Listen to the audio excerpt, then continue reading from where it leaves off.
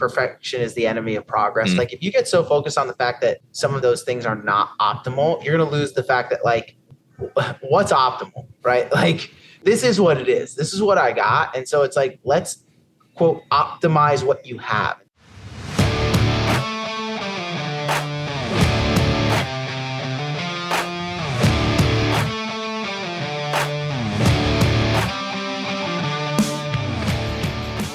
The Fitness Movement is brought to you by Zor Fitness. We offer coaching and individualized program design, as well as educational content for coaches and athletes.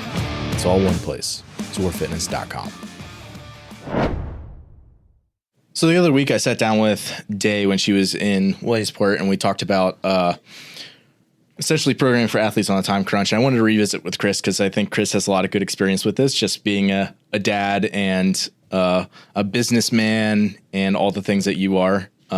Busy is a good translation for all that stuff. So yeah, I just feel like this would be a good conversation. I wanted you on that initially, but it just didn't work out for you to get here that early. So I kind of wanted to revisit it now. So if people haven't gone back and listened to that one, I would.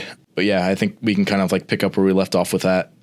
First things first, like how would you big picture think about trying to make the most of people's training, specific to like, yeah, obviously like time is one part of it, but like just trying to be productive with the time that you do have, starting with just like everybody, not necessarily people who are like crazy time crunched.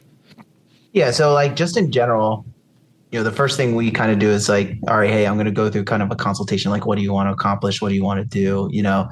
The tough part about CrossFit is like, there's so many things that you can do and work on, and I had to work on this earlier on in my coaching career because like I definitely had some biases in my programming, especially like coming from where I'm as an athlete. It's like I would always have athletes squatting twice a week, right? We'd front squat one day, we'd back squat another day. And then over time it was like, oh, I'm running out of time. Or I'd have an athlete who'd be like, I just can't get everything in.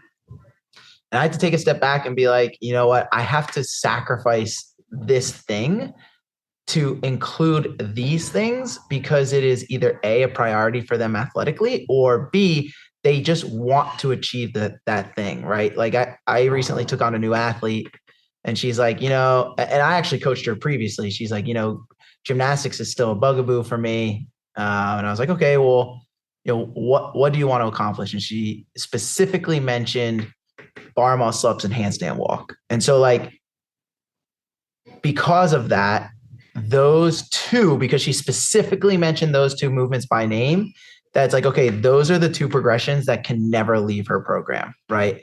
Or, I kind of flip-flop for her bar muscle ups and ring muscle ups because she mentioned those in tandem. But like, we'll just say the muscle up and handstand walking were two main things that she mentioned. So every week we touch on that.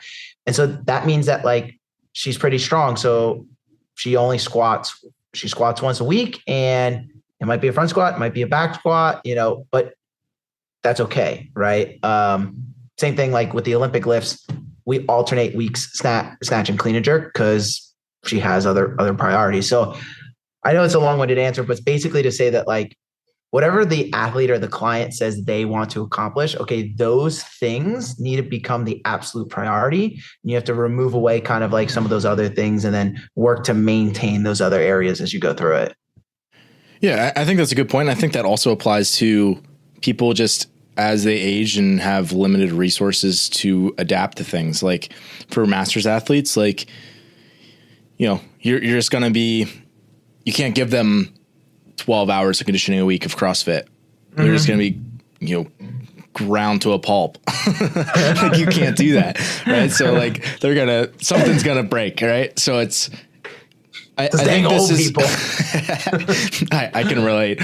But it's like, I think that's a good suggestion. Is like, what are your priorities? And that could be strength for a lot of people. It could be working on certain skills that need refinement. Like, what are like your things that like, even if your general conditioning is okay, like what are the things that's like specifically you want to accomplish, whether you're competitive or not? Like, even if you're someone who's just looking to have well-rounded fitness and be healthy and all that kind of stuff, it's like you're going to have things that's like, hey, I want to work on these things in the next Right. 12 weeks and improve on that. So it's like, I feel like when I was doing that workout with deadlifts, my deadlifts just weren't the way I wanted them to be. Okay, well, you're prioritizing deadlifts in the next 12 weeks or whatever it is, right? You're setting a maybe not arbitrary, but you're like picking something out for yourself, right? You get to decide whatever you want your goals to be. So it's like, you still have to identify like what are the things that I want to drive forward, and then what are the things that are less important to me that I don't have to hold as like, it's more like great if I get to these things, and it's like it's okay if they get pushed out because I don't have unlimited resources or time to train. Right, and I think those conversations are you have to have them as a coach and let the athlete kind of drive you. And granted, the conversation is different if you have an athlete whose goals are competitive and they're like, I want to be as competitive in the sport as possible or achieve X level, quarterfinals, semifinals, games level. Then it's like, okay, cool. You're now opening up the conversation for me as a coach to basically be like, you're good here, you're not good here. We need to work on this. And that gives the coach permission to almost like inject himself or herself and look at them as a whole. But for the vast, vast majority of people I coach, it's like they're not stupid. The athlete's like, I struggle with X, Y, or Z, and I want to get better at them. Awesome. Or not only that, but like you said, general fitness, like, I mean, I've gone through this sometimes where it's like, I'd like to see my X lift go up. So I'm going to focus on that and then just, fill in the rest type deal. Like, there's also some of that as well, but yeah, letting the athlete kind of guide that discussion is super important. Mm. And then like, if I got somebody in and they're like, well, I got 90 minutes to train a day and they want to be competitive, like that's sort of a time crunch in my opinion. Or, if someone's GPP and they have like, an hour or less, like class is already sort of a condensed time frame in my mind. It's like in those people, then you just have to start to get a little bit more creative in how you slice and dice things into the program to make it as effective as possible. Whereas like for the recreational competitive CrossFitter, who's not like a professional athlete, I think like 2 hours is plenty of time once a day for them to get like really most of their priority work done. And if like you're not getting it done in that amount of time, there's probably just fluff that you could be cutting out, or just like you're not being focused when you're in there doing what you're doing. Yeah, that's another thing I've noticed in athletes, especially people like I'll use myself as an example. Maybe I'm not a great example because I've been taking class, but like someone who goes from like training 2-3 hours a day, let's say, and is relatively competitive, and now all of a sudden priorities switch. And they're like, all right, I want to still do this thing and I want to still work on specific things, or maybe like these class times don't work for me. So they have like this free range to like, because they don't have an instructor running them through a class. But they're like, oh, I can't get X, Y, or Z in. So many times it's like, no, you're just not focused. Like you're approaching your training with the same, I have all the time in the world, laissez-faire, like approach as you did when you were training 3 hours a day. Cause you're like, all right, I need to take a 3-minute rest between sets. Like it's okay to chat with my friend or whatever. And it's like, you're not on a time crunch, but it's like when you got 90 minutes, let's just say, it's like, if you're going to do that now, you lose out on doing the exercise. Right. Can I interrupt you quick? Yeah. So you're a team CrossFit competitor at one point. Yeah. And obviously priorities have probably shifted a little bit since then, but like, I would imagine like you potentially ran into a scenario where like you have a certain, like you're moving through like a team session and it's like, this is my expectations for how quickly we're going to move through the pieces. And like someone else is not aligned with that. Yeah. Did that happen quite a bit? I would say that would happen sometimes. I fortunately, and not everyone's good at this, I fortunately think, and maybe my teammates at the time would correct me, but I think we were pretty good at like, hey man, the expectation is like, we got to get this done. Right. Now in general, I've always found in general, team training sessions take longer than individual training sessions, simply because there's a lot more coordinating, whether it's coordinating schedules or, just coordinating movements, communication. Yeah. Yeah. So there's a lot that goes into it. And it's a lot of like, for lack of a better term, like dead time. Like it's a lot of like talking through things, coordinating and making sure you're moving at the same speed. That's not actually doing the thing, right? Yeah. Whereas you don't really get a lot of that time with an individual. But again, I was in a situation where the last team of 4 I competed with, one guy, I'm trying to think actually. So one of the guys who I competed with was a younger guy, but like the 2 girls, one works for us, right? She's a mom of 2. She's similar priorities. She was a coach at the time, and the other girl was a physician's assistant. So it's like she's busy and did per diem work. So it's like I can't tell you how many times. I'll just say I can't tell you how many times Courtney, who I did team with, came in like, hey guys, I got an hour and a half, and then I got to go. Yeah. You know, her son, she's like, Tino has a wrestling match. Okay, cool. Like we got to get it in. Yep. Right. So like that stuff happened all the time for us, and like we were all really good at like, hey, I got to go to this thing at this time, so we have to be done. And so it was an expectation of like, okay, cool, we have to be efficient here, or we miss out on working on some things. And so I think that's from a team perspective, just to use that line of communication. If you're going to be on a team and you're someone on a time crunch, or you're with someone who's on a time crunch, communicating that up front to the team so that everyone's on the same page of like, all right, hey, we can't lollygag today, or we're not going to get to these things, is super important. Mm-hmm. The other Saturday morning, we usually have a small group of people going through the name game sessions here at Lumber Capital, and it was like I was going through the warm up at what I thought was normal speed, and Alicia, one of the girls here, was like, "Oh my gosh, how are you so far into this already? Like, you are moving so fast." It's like, I got 2 kids at home now. Like, I got stuff to do. Like, that's it. My workouts can't take all day. Yeah, it's just kind of funny. Like, sometimes people think they're really moving through something, and then like in reality, it's like you didn't need 15 minutes between B and C here. Like, you could have just kind of rolled right into it. So I know that's one of the things that like we've both used as tools. Is like, here's like a timestamps for your workouts where it's like you need to start this piece by this time, and you have these intervals with fixed rest times, or just like specifics around it where it's like the person knows they need to keep moving, otherwise they're going to fall off their timestamps. And it's like, if I don't stick to this, I'm not going to get all my work done for the day. So it's just like you need to be diligent and stay on it. No different than like a class as a lesson plan. I've implemented that for people where it's like, hey, you said you only have 90 minutes to train. Okay, here are your 90 minutes. It's outlined very specifically as to what you need to do. And while it might not be like 100% optimal in terms of like, ideally you might have another 5 to 10 minutes to rest before this piece so that you could attack it at truly 100% versus 85 to 90% because you're a little bit fatigued from the previous part. It's like, you know what, we're going after like what's important right now because you're not in the competitive phase or whatever. Like, just understanding like this is the important piece here is that you're moving through and getting all your work in.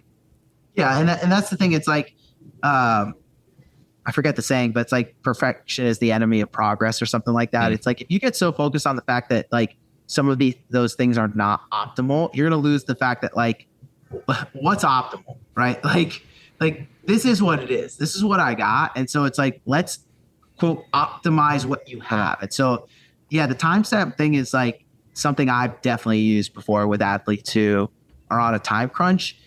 And ones especially who continually tell me I couldn't get all of this in. And I feel like that's important for 2 reasons. One, if you have an athlete, specifically an athlete who is like gets distracted, it's like, they just like talk to everyone. They're tired. They got to double and triple knot their shoes for no reason. It's like just stupid stuff.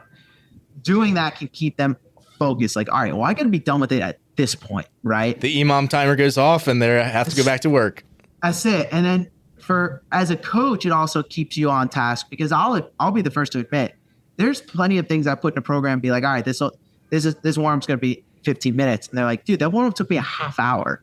And it's like, oh, I guess I didn't really think about X, Y, or Z. So it keeps me accountable as well. So it keeps both parties accountable. And that was the biggest, not the biggest reason, but one of the reasons why I went to taking class now is it's like, yeah, I got an hour. And I didn't want to have to think about like my timestamps, right? It's like if I go to class and the coach in class does a good job, I'm gonna be done in an hour, right? But if I do have to go do a workout by myself, so like great example is like generally when I work out on Saturdays, if I work out on Saturdays, but generally when I work out on Saturdays, I'll go in. It's like, dude, I got a legit an hour and I'll get out of here. And I will write a workout on the board. It's like every 3 minutes by 5, I'm doing this. Every 3 minutes by 5, I'm doing this. Every 3 minutes by 5, I'm doing this. That's 45 minutes, 10-minute warm up, 5 minutes to pick my stuff up. I'm out the door. Yeah. Yeah. And I think that's essentially what we did when you were here last year for camp. We did a workout together and it was like, okay, we're going to start with, every 2 minutes times 5 sets. We're going to do an ascending amount of deadlifts. And then we're going to do, every 3 minutes for 3 sets, this conditioning piece that we know is going to take 90 seconds. And then it was like, okay, at the 32-minute mark, we're going to start this Metcon for time. And then it's like, okay, you know exactly what's going on. And that way, if you are with somebody else, obviously by yourself, you're accountable to the clock. And you're going to get all your work done. If you're with somebody else, like a team or a partner or something, it's like that way you guys, there's a little bit less communication required because you know where the other person, it's like, do you have to ask 6 times, are you ready? Do you want to go in 2 minutes? It's like, no, you know that at 32 minutes, you're starting the Metcon. So it's like, you got to be ready for it and you don't have to communicate about it as much. And as CrossFitters, like, let's face it, we're a slave to the clock. It's like, as soon as that clock goes on to people, it's like, okay, time to work out. and if the clock is off, it's like, dude, I took 10 minutes between my squat sets. What the heck happened? It's like, I don't know what it is with CrossFitters specifically that like, as soon as you hear the 3, 2, 1, it's like you become the Terminator. But if it's not running, it's like you're in friggin' la la land, and it happens to all of us. Yep. Next thing you know, you're a powerlifter and you're eating Pop-Tarts and sitting on the bench in between sets. And you put on 100 pounds. I don't know what. There's just. I don't know what happened. That's literally what I envisioned. I didn't start the clock. I didn't start the clock. Next thing you know, I grow a beard and I'm powerlifting. I'm wearing one of those clicky belts and Chuck Taylors. Oh man. Yeah. Well, I think that would be. Yeah, I think one of the things that you identified was like, okay, first of all, you have to be realistic about what you can accomplish. Find the things that are most important to you that are like top priorities. These are the things that matter the most. Put them into like your priorities slots in the week. And it's like from there, you can start to jigsaw as much like conditioning and other, let's call it like lower work that can fit in. That's reasonable. That will still keep the quality high while allowing you to move through with, a relative pace throughout your session. Yeah. And that mental aspect I think is huge, right? So if I'm an athlete and I have to accept the fact that it's like, okay, this aspect is not the priority. So I'm not going to be like PRing in this thing anytime soon, right? Because this is not the priority. And then if I take that a notch down, so you someone like myself, right? So it's like right now my goals is to be like generally fit. Like I have to work out every, at least 4 days a week. Otherwise I'm going to lose my mind. But I have an hour. And so like, it's funny. I was having a conversation with our media guy, one of our media guys, Byron. And today's class workout was a heavy single back squat. And he's like, "Did you PR?" And I laughed. I was like, the same response I did. No. I was like, "No, bro, I didn't PR." And he was like, "Oh, okay." Yeah, lowest weight lifted in the last 5 years. Yeah, but that's what I said to him. I was like, "Dude, I don't really PR." And he was like, "Oh, really?" I was like, "Yeah." I was like, you got to understand, when I was competitive, I was training at least 2 hours a day, 2 to 3 hours a day. And with how I am as an athlete, like in the off season, I conditioned maybe twice a week because I was like, my conditioning would pick up. I said, dude, at my highest, I was squatting like 3 times a week. Like it was the only thing I could do to maintain my squat strength. So no, sir, I have not PR'd. and that's not to say that like I haven't hit maybe like maybe in our 6-week cycles in class, like we'll do this workout at the beginning, this workout at the end, right? Like I might PR that, but lifetime PRs, no. But and that's a mental thing that like doesn't bother me at all anymore. But like I'd be lying to you if in the beginning it was like, oh man, like I'm not even close. Like what has happened to me? I'm just withering away over here, you know. But then you refocus, you reset. These aren't my priorities. It's okay, and then you kind of chug forward. Yeah, and also like I guess I'll finish by saying like if you're someone who is competitive and you've had more time and you go through some transition in your life where you currently have less time and there's a light at the end of the tunnel for that period of time. Like, hey, Dante just switched jobs a couple months ago and he was like, hey, for the first like 2 months that I'm at this new job, I'm probably gonna be swamped all the time. Like, is there anything we can do to really condense these sessions just so I can like kind of focus on that? And now so we did that. So basically like I did what we were saying, like put him on a timestamp for all that stuff. And then like 2 months down, I don't even think it was that long, maybe like 6 weeks or a month down the road, he was like, hey, like things have been actually going better than I expected. I think we can just kind of open back up to normal sessions. Yeah. And it was like one of those where like it would have been really easy to get discouraged in something like that where you have a life change and it's like, oh man, I have less time to train now. Oh, I'm not gonna be PRing my back squat every week. Oh man, this or that. And it's like if you could just kind of like shovel the dirt in front of you, and then when you have more resources to allocate back to training down the road, do that, then it's like you're setting yourself up for success down the road in whatever you're doing. If you just stay focused and be realistic about what you can accomplish and just kind of stay mentally engaged in the task at hand. Yeah, I mean, you went through that, if I remember correctly, like a couple of years ago. Weren't you going through a transition gym-wise, and you were like, I literally can only take class? Yes. And you could have very easily been like, because you had and still have goals of competing at a very high level and have competed at a very high level. So let me rephrase that. But if at that time you're just like, oh, I'm never going to get better, then it's like you would have never won Fittest Experience. You would have never won Metcon Rush. You would have never like, been on the cusp of semifinals. You know what I'm saying? Yeah. So, I mean, I think that's just the helpful reminder for people, regardless of where they're at, is like you want to work towards your goals all the time, not just when conditions are optimal. Sure. Yep. So, yeah. Awesome. Well, we'll leave it at that. If people got questions or like want to help with navigating their training, we coach people. That's what we do. So reach out to If you didn't know. If you didn't know, we coach people. So email us, Ben or Chris at zorfitness.com if you got questions. We'll see you next time.